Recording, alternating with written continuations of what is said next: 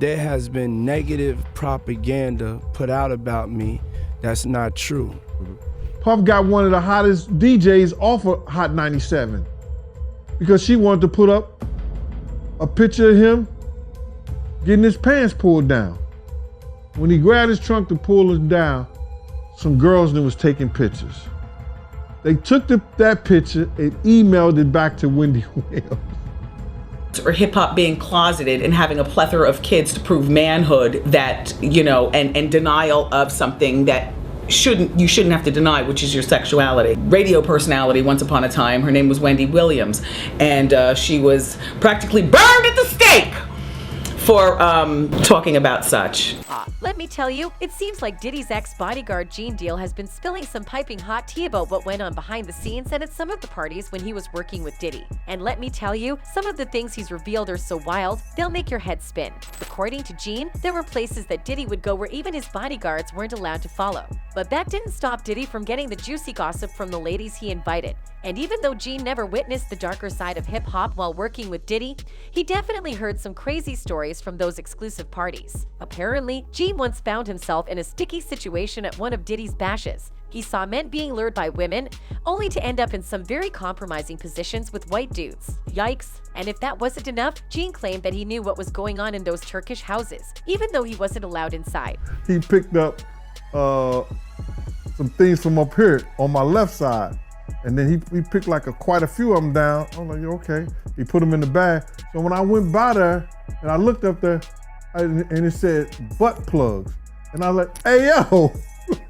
But wait, there's more. In another interview, Gene spilled the tea about a trip he took with Diddy to a store where he allegedly saw Diddy buying some pretty, interesting items for himself. And get this, Diddy reportedly paid big bucks to keep his purchases on the DL. And as if that wasn't enough, Gene also revealed that he once went with Diddy and a buddy on a private jet to North Carolina. And where did they stay, you ask? Only in the presidential suite? Of course. Oh, and Diddy and his friend apparently stayed in the same room. So, later that afternoon, this rapper and Diddy, they were all in the room together. Gene Deal explained, next thing you know, somebody rang the doorbell. We were at the presidential suite. So I opened the door and the dude said, yo, I'm here for my cousin. Now that's what I call some juicy gossip. So there was an intruder who claimed to be none other than Ja Rule's cousin, and he was trying to get into the presidential room. Now, let me tell you, Gene had some strict instructions not to let anyone into that room. So when he saw Ja Rule's so-called cousin, he politely told him that he couldn't go in.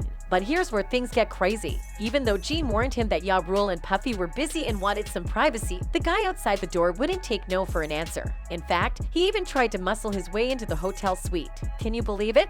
That's when Gene had had enough of this intruder's arrogance and decided to take matters into his own hands. He grabbed the guy and slammed him hard into the piano. Ouch. When I threw him into the piano, Puff and Ja Rule ran out the room. Puff got his towel, Ja grabbing his towel, but they put the foo naked. The commotion had caused the two gentlemen to leave their suite naked and holding on to their towels with a bewildered cousin looking at them. Gene Deal continued spilling the can of worms, and so then Ja Rule was like, yo, what's going on?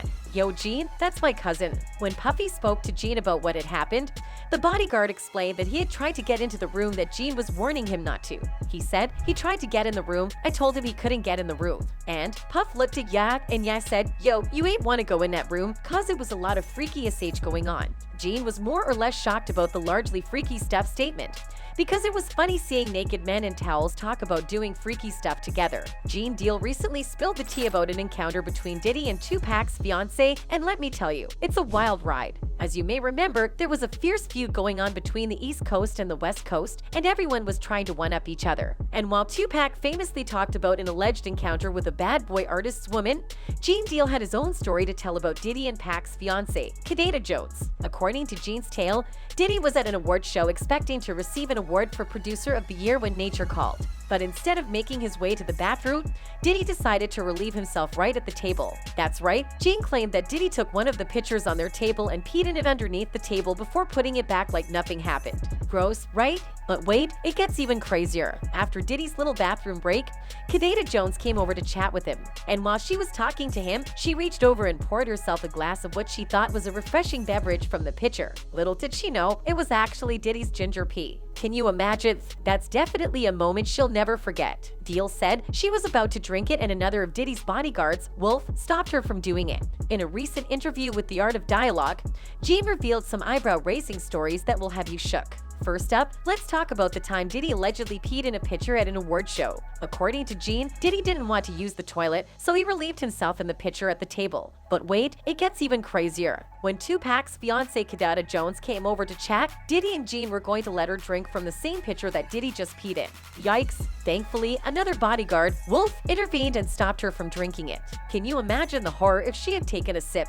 But that's not all, folks. Jean also spilled the beans on Diddy's involvement in the infamous nightclub shooting in 1999 that left 3 people injured. While Diddy was arrested alongside his artist Shine, Jean claimed that Diddy was cleared of all charges because he snitched on his own artist. Jean also revealed that he and another bodyguard, Wolf, were given a day off when the shooting took place while Diddy and J.Lo were in the Hamptons before their Mediterranean cruise.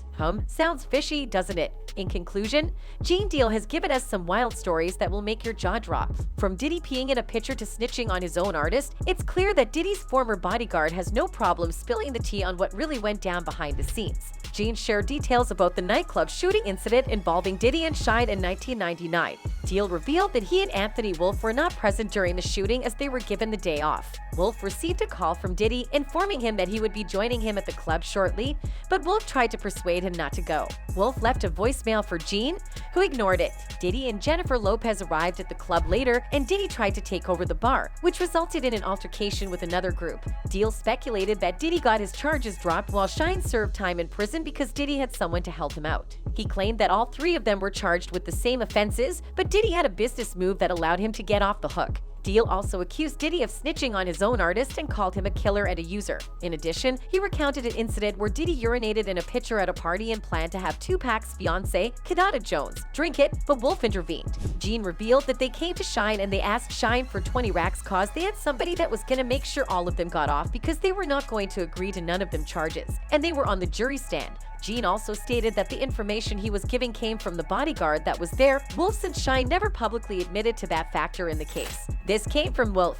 The reason they got off was because people were coming to Bad Boy Security, Paul and other people, and said that they were there even though they were just to make money. So they were giving the DOF, S and the lawyer's cards and telling them to go make a statement. Some of those people making statements, they was making statements against Shine. He continued. Jean also chipped in that Shine had brought the matter up sometime in the past. He was like, "You supposed to be my brother and you got people testifying against me." The people testifying were brought to Puff first, saying what they saw against Shine, what they saw Shine do. Doesn't exactly take a genius to see how it looks like Puffy set up his own artist to spend a decade in prison while he roamed around scot-free. In recent years, Diddy and Shine reconciled and were spotted together a few times after Shine embraced his religious beliefs. One Twitter fan wrote, "Do y'all be watching Jean Deal on YouTube? He was a Diddy bodyguard when Biggie was killed. Said Diddy ignored all the death threats in Cali." Another person added, "I've been watching Jean Deal on YouTube talking about Diddy and I think he's speaking a lot of truth about Biggie's situation." Anyways, let's not forget that this video is based on theories and my opinions and should not be considered facts. That's it for this video. Bye!